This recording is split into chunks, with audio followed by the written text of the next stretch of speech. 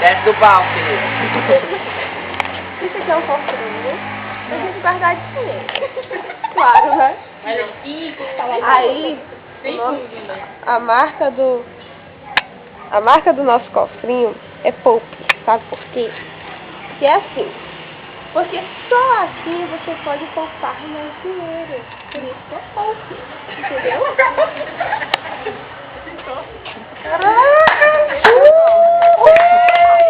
Eu quero um!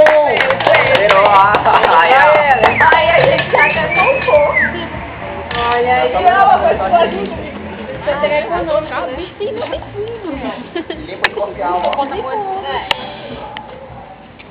Não fuma. Não existe economia nem A nome da marca é Polar, que é contra a poluição do ar. Atenção, gente.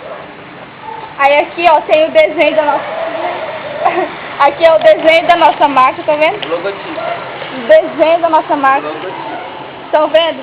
Consegue enxergar o que é? Tô vendo não, peraí. Eu tô vendo Parece que Ah. saindo com um cigarro aqui. E Isso é esse uma bosta. negocinho. Então, pra não jogar aqui, a gente fez o nosso cinzeiro. Fala, filma o resto. Olha, enquanto eu fiz, a minha parceira me ajudou.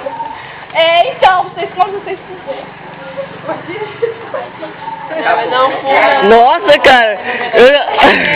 Ela é assim na sala de aula pra apresentar trabalho?